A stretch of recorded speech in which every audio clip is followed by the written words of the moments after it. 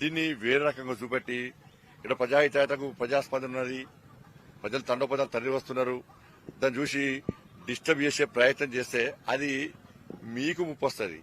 ఇలా రాముడు అయోధ్యలో పుట్టిండా అని గ్యారంటీ ఏంటి అని మీరు అన్నదానికే ఇలా ప్రజలు చీదరించుకుంటున్నారు, ఇవాళ చీకొడుతున్నారు. ఇవాళ ఇవన్నీ పక్క పెట్టు, రాముడు పక్క పెట్టు, అన్ని పక్క పెట్టు. ఫస్ట్ నువ్వు 6 గ్యారెంటీల విషయం మాట్లాడు. ఫస్ట్ ఇలా 80 రోజులు అయింది దాదాపు, ఇంక 20 రోజుల డెడ్ లైన్ నీకు.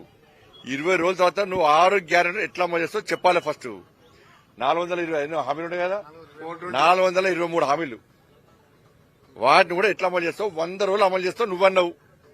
ఇందిరాగాంధీ ఫోటో పెట్టిర్రు, దానికి 6 నెంబర్ వేసిర్రు. మరి ఇందిరాగాంధీ ఫోటో పెట్టి 6 గ్యారెంటీలు మీరు ఇస్తే ఆ 6 గ్యారెంటీలు 100 రోజులు అమలు చేస్తాన్నారు. 6 గ్యారెంటీ అమలు చేయకుండా ఇందిరాగాంధీని అవమానపరిచేట మీరు. ఇందిరాగాంధీ ఫోటో పెట్టుకున్నారు కాబట్టి, ఇందిరాగాంధీ ఫోటో పెట్టి దానికి ఆరేసారు. ఇందిరాగాంధీ గారిని అవమానపరిచేట మీరు. తెలంగాణ రాష్ట్రం అప్పుల పాలన విషయం మీరే చెప్పారు. అయినప్పుడు కూడా అప్పులు తీరుస్తాం, 6 గ్యారెంటీ పక్క 100 రోజులు అమలు చేస్తామన్నారు. ఎలక్షన్ కోడ్ రాబోతున్నది, మళ్ళీ చెప్తున్నా.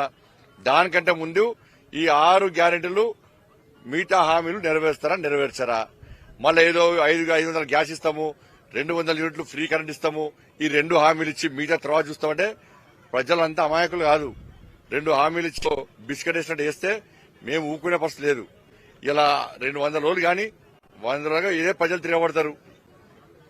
కాబట్టి 6 గ్యారెంటీ గురించి నీ అహంకారము, నీ ఉరుకులాట, ఇవన్నీ కూడా 6 గ్యారెంటీలు అమలు చేసే విషయంలో చూపెట్టు. 100 రోజుల లోపట దాదాపు 80 రోజులు అయిపోయింది. ఇదంతా ఈ గంభీరత్వము ఇదంతా కూడా 6 గ్యారెంటీలు అమలు చేసే విషయాలు చూపెట్టు.